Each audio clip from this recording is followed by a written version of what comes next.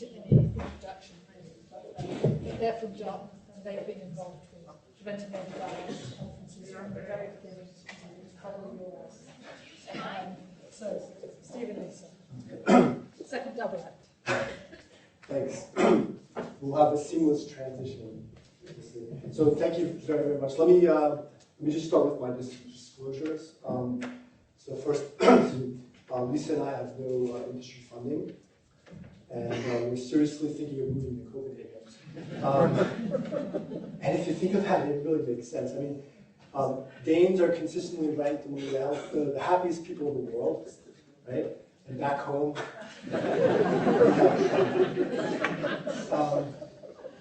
you guys have the best pastries, no question about it.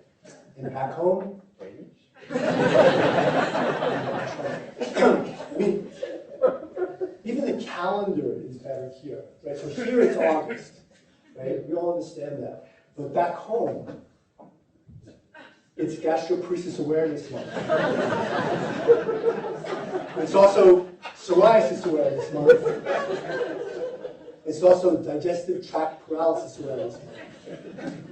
In fact, this is Contact Lens Health Week. Okay? This is all true. There are 216 officially recognized disease observances in the U.S. calendar. Those are some of them. And it's just one way that Americans are constantly reminded that disease is everywhere.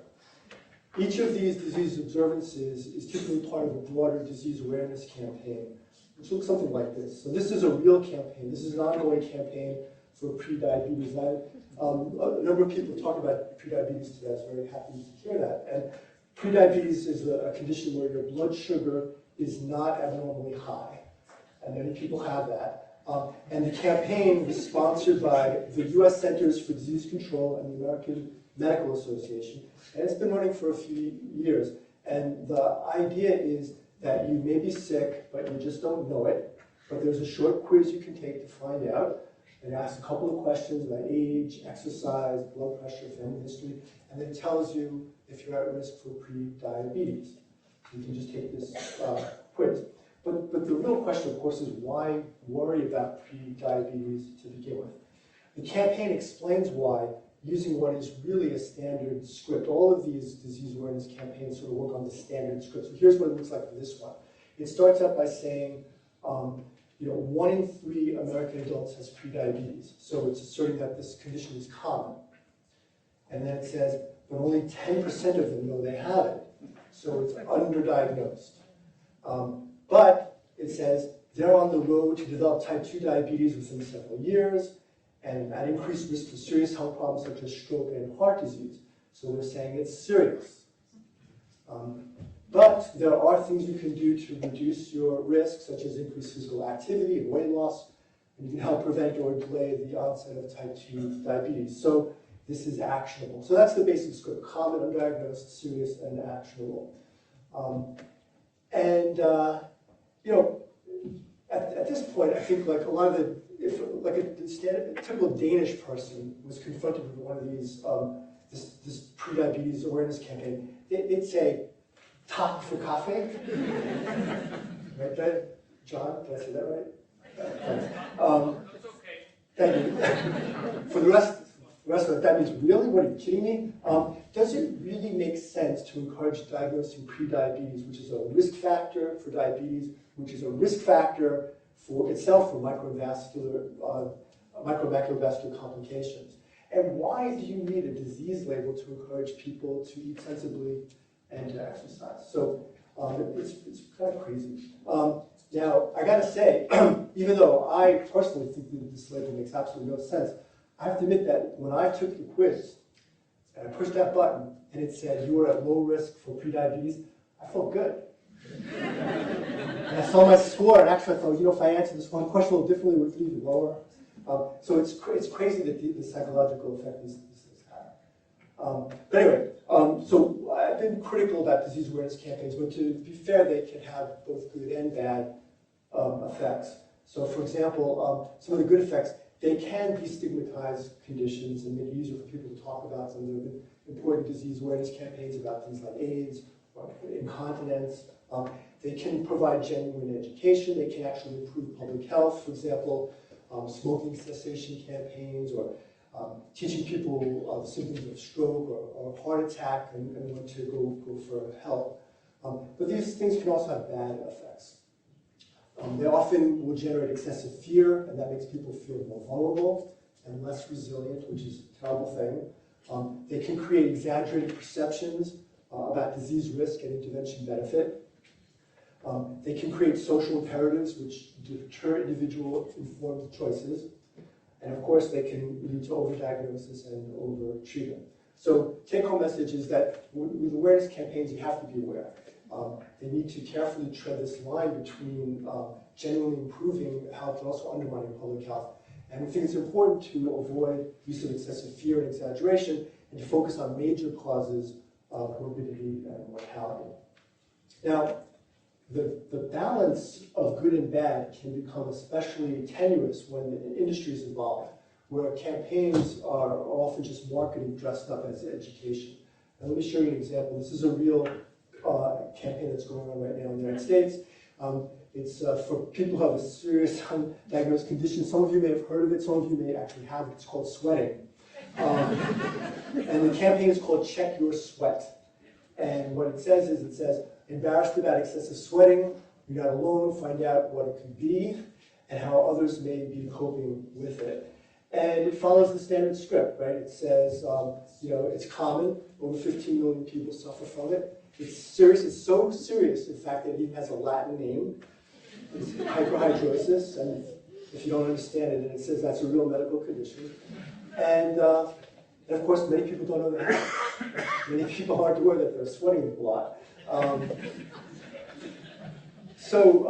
But you can find out. It tells you you can take the sweat assessment test. So it's another one of these quizzes. This one is a 7-item quiz. It's got questions like, in the last week, have you sweated a lot? Did it bother you? Did you ever feel embarrassed about it? And then it can tell you, actually what it tells you is no matter how you answer the test, no matter what you answer, if you say that you were at all ever bothered by sweat, you're supposed to go see a dermatologist to find out what you can do. So I think that, so you don't know who's behind this campaign until you scroll to the bottom, and then you find out that it's Dermira. So who's Dermira? Does anyone have any guess of what they do? They are the manufacturer of Qbrexza, which is a new drug which is recently approved for hyperhidrosis for people aged 9 and up, and so this campaign is it's targeting these young people, as you saw in the image, which I think is really unfair. Young kids are self-conscious enough; they don't need this on top of it. But anyway, it is a real drug approved for sweating. And the website, what I want to point out is that this disease awareness campaign, sponsored by the drug company, doesn't mention the drug by name. And that's important. Disease awareness campaigns are not drug ads. They don't mention the drug by name. And that's important because if they don't do that, then they don't trigger FDA rules about disclosing harms. So if this was a real drug ad for Qbrexza, they would have to tell you that a quarter of patients taking this drug develop severe dry mouth. And there's also an FDA warning that they would have to display, which says you shouldn't take this drug when it's hot. If the weather is hot. Because if you don't sweat, you may catch a stroke. So, but they don't have to say that stuff because it's a disease awareness campaign. Now, drug companies love disease awareness campaigns. They know that the public is suspicious of pharma. They know that there's a lot of distrust. And these campaigns are image enhancing. They blur the line between marketing and public health messages. The company's low profile, the name is buried at the bottom. They don't necessarily say the name of the drug. And they're less crass than advertising for specific drugs. Plus, these things can be done anywhere, so they're not limited. The United States and New Zealand are the only countries that permit direct-to-consumer drug advertising, but you can do these things anywhere. Plus, you don't have to wait until the drug is approved. A lot of these campaigns start before the drug is released to sort of prime the market, expand the market. And these campaigns work. Drug awareness campaigns work. There are quite a few before-after observational studies suggesting that exposure to these things increased prescriptions for drugs, increased doctor visits, and there was an excellent randomized trial using standardized patients who went to doctor's offices, and then the ones who said, doc, I saw this disease awareness campaign about depression. Those were the ones most likely to be prescribed a drug, both appropriately, so for major depression, but also for overtreatment for adjustment disorder. So these campaigns actually work. So some quick marketing basics, how to do it. Well, the first thing you do is you create a strong disease brand. And these campaigns are famous for using memorable acronyms for embarrassing symptoms in order to destigmatize disease and make it easier to seek help. So, for example, impotence is probably a classic example. No one wants to talk about impotence, but erectile dysfunction is more socially acceptable, and it's even better when you have a handy-dandy acronym like ED. Incontinence, which is, it becomes overactive bladder, and that gets rebranded as OAB. They usually are, acronyms. And then, as you've seen, symptom quizzes and checklists are typically used in these campaigns to define the disease and also to allow for and encourage self-diagnosis. Mary Eberling, a medical sociologist, summarized the idea very well. She said they universalize and personalize the bodily experience of symptoms and translate that experience into a need for treatment and action. And of course, these campaigns don't want to leave anything to chance, so they invariably provide guidance, including specific questions to ask your doctor about symptoms, disease, and treatments. Now, these pharma disease awareness campaigns are common and they've been growing. So this graph just shows time trends. From about 1997, there were about 50 distinct disease awareness campaigns in the United States. In 2016, that number was up to about 400. That corresponds to change from about $171 million in advertising money to $430 million. That's a lot of money.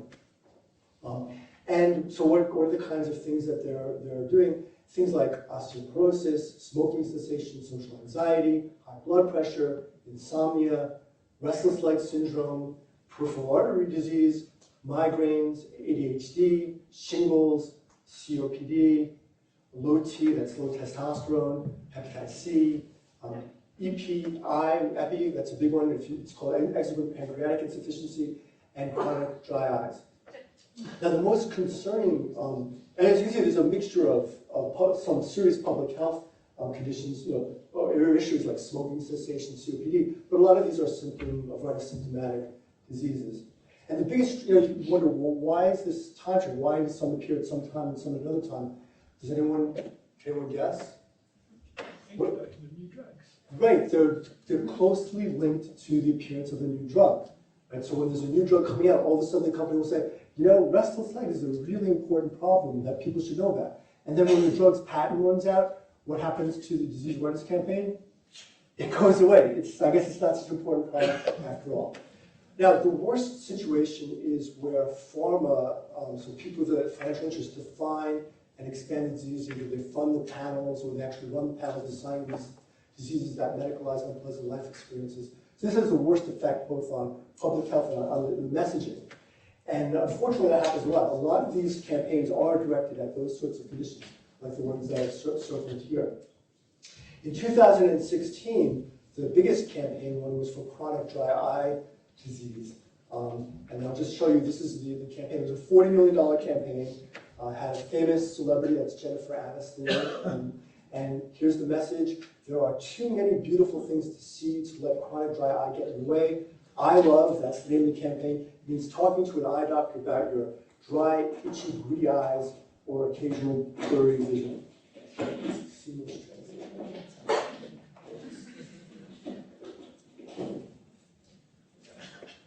Okay, close to seamless. So that actually was the second Dry Eyes campaign, and here's the first one, which was sponsored by a different drug company, Allergan, which ran up until recently. And it highlights a host of symptoms: dry, itching, burning, sensitivity to light, blurry vision, problems wearing contacts, watering eyes, difficulty driving at night, and problems watching TV. And then, of course, there's a quiz, and the quiz includes all the same symptoms, and it prints out a quiz report, which you can bring to your doctor in order for them to screen you for dry eyes. Can anyone guess who defined this disease?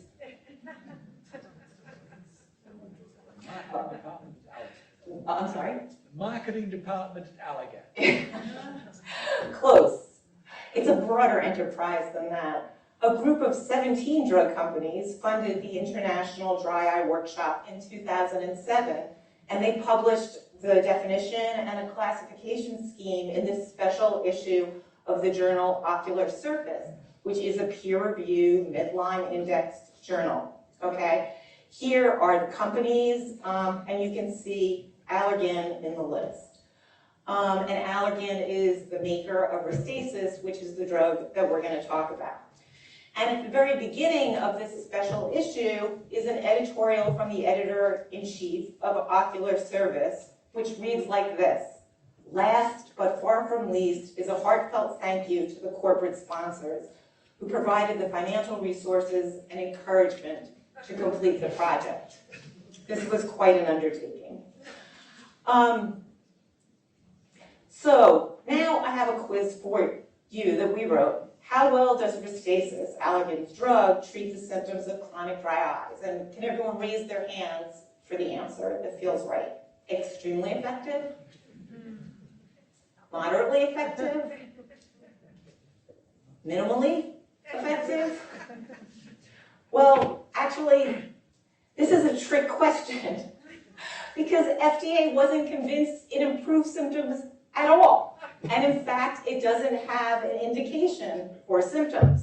FDA approved Restasis only because it increased a measure of tear production. Let me tell you a little more about Restasis' checkered regulatory past. So in 1999, FDA and an advisory committee rejected the drug because they didn't believe that it worked on any sign or symptom. What happened was Allergan, amazingly with the help of FDA, reanalyzed the same trial data 4 different times with 4 different primary outcomes.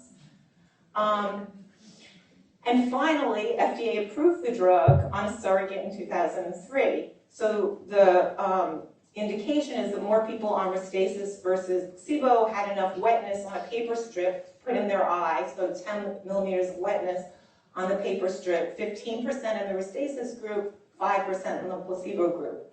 And the thing that's really crazy here is they directly tested in the randomized trials the effect of the drug on symptoms. It had no effect. Then what they accepted was a surrogate based on the fact that it predicts symptoms. But people around the world were not fooled by that. So the EMA, Australia, and New Zealand, in fact, rejected the drug for a lack of efficacy. In the words of Australia, minimal or no benefit over and above placebo on symptoms and signs. So don't feel badly if you were fooled by the quiz, because it seems totally reasonable, right? If I tell you the symptoms of a disease, and I tell you that I have a drug for the disease, it's easy to assume that the drug should treat the symptoms of a disease. But in fact, that may not be the case. FDA's own research recently showed that this is the case, that people conflate the disease awareness symptoms as drug benefit, even though that may not in fact be true. So the study that they did, one of the studies they did was 1,000 adults who had a history of depression were randomized to get a drug ad which had a depression drug that treats the symptoms of depression and anxiety, or they got a drug ad and a link to a disease awareness website. And on the disease awareness website, it said depression can cause memory loss, alcohol and drug abuse, impaired concentration, and poor physical health. And then what they looked at was what % of people thought that the drug had a false benefit, that the drug in fact had a benefit on one of these symptoms that were listed in the list on the disease awareness site. So in people who didn't get the link, it was 38%, But in people who got the link, it was substantially higher. 71% of people thought the drug had a false benefit just because we listed that symptom as being part of the disease and the drug treats the disease. FDA ran another study because they wanted to look in different conditions and different circumstances, and they also wanted to look, well, what if you talk about the severe disease consequences? Do people think the drug is going to do something for that? So in this study, what they did was they were randomizing people to drug plus disease information in an advertisement, or just drug information alone, for a COPD drug, an anemia drug, and a lymphoma drug. And there were about 1,300 people in each trial. This is what the ad looked like. They were mock drug ads for the COPD drug. And here's the disease information.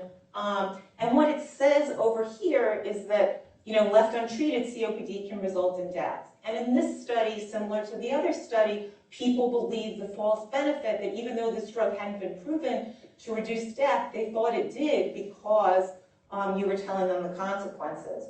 And this is what FDA wrote as their conclusion in the abstract. Results indicate that exposure to disease information as part of direct-to-consumer prescription drug ads can promote the impression that the drug addresses consequences of the condition that are not part of the drug's indication. And that's a really important problem, thinking that the drug has a really important benefit like death, when really what it does is, your breathing test FEV1, right, which would be typical approval. So dry eyes is really big business. In 2015, there were $2 billion in sales, including almost $750 million in Medicare and public money. And dry eyes is going to get even bigger, okay? So in 2007, the prevalence was estimated, based on symptoms and signs, to be about 5 million in the US. In 2017, 20 drug companies decided it was time for redefinition. Okay, and redefinition, you no longer need symptoms, or sometimes you don't need any signs. And you will be shocked to know that the prevalence is over 30 million. It's almost shocking that it's not 100% of the population, but in any case. And it's not just a problem in the US. This is a global problem. Dry eye disease is a global problem afflicting at least 344 million people worldwide. And in order to help the rest of the world, the redefinition document has been translated into French, Italian, German, and Spanish, courtesy of Allergan, Chinese, Korean, Portuguese, and Vietnamese, courtesy of Novartis, and Turkish, ICIFI, okay? So, back to the calendar. Guess what? Vision Community refocuses on July as Dry Eye Awareness Month, with impact of major study to be explained at Congressional briefing. Okay? This is a press release from the Vision Community. You may wonder, who is the Vision Community? A subset of people who funded the report. And in fact, the major study is the report. July will be Dry Eye Awareness Month. But here's some of the very interesting pieces of the press release. So today, the Vision Community and its coalition refocus education on communication in 2018. Around July is Dry Eye Awareness Month. The classification, the new acronym is DED, D-E-D, which is dry eye disease, acknowledges that symptoms without signs may be due to neuropathic pain, and that signs without symptoms may lead to symptomatic disease and poorer outcomes with ocular procedures. So there will be free dry eye disease. There are actually two forms of free dry eye disease. And then they go on with this very helpful statement for Congress. The treatment of dry eyes remains something of an art, not easily lending itself to a rigid, evidence-based algorithm that accommodates all patients. Oops, wait, what happened? Okay, so you don't need to worry now. July is now known as Dry Eye Awareness Month. And we've moved on to 217 official disease observances. So there are clearly a lot of problems with awareness campaigns, and unfortunately there's not very much regulation. In the United States, it's functionally unregulated. The Federal Trade Commission, not the FDA, regulates disease awareness campaigns if no specific drugs are mentioned. FDA has never taken any action against a disease awareness campaign, and it says that it would only do so, in fact, at the request of FDA. Whether FDA has ever made a request to investigate is unknown. There are, in fact, no FDA rules. So there were rules that were written in 2004, but they were withdrawn in 2015. FDA hasn't issued a timeline for issuing any new rules, so even if FDA were to initiate investigation, they have no basis on which to do so. The other thing is that, as Steve said, there's no fair balance requirement, so benefits and risks and harms don't need to be equally prominent in disease awareness, which is an important issue. So treatments can only have benefits, they never have harms. In Europe, where you can have disease awareness ads, and we couldn't find any articles to know how often it happens here, I think it's also functionally unregulated. There was a report from European Parliament sort of looking into this issue, and I guess they could take legislative action, but as far as we know, they haven't. And I just finally would like to end on the issue of social media. Disease awareness is more common and popular on social media than specific drug advertising. This is Takeda's site called Lighter Blue for depression. And what happens is the company posts like something every day and then people respond. And the thing that's really interesting about this website is it's really popular. I mean, over 1 million followers, which for context is about how many follow the American Cancer Society in the US. And this is just regulatory terra incognito and poses, I'm sure, a host of issues about what is actually going on with these close interactions on these sites. In conclusion, we want to say pharmaceutical company campaigns for expanded disease definitions which over-medicalize life cause the most overdiagnosis. Newer expanded disease definitions should be set by independent evidence-based organizations using criteria such as the Guideline International Network Checkwork. They shouldn't be set by industry. Of course, good luck with that. The other thing is to close the regulatory black hole for disease awareness. We think that FDA and FTC need to develop and enforce criteria to stop irresponsible disease awareness campaigns, to require evidence that symptom lists are valid, avoid implying that the drug is approved to treat all the disease awareness symptoms and consequences, and to mandate fair balance in disease awareness as well as in drug advertising. Thank you very much.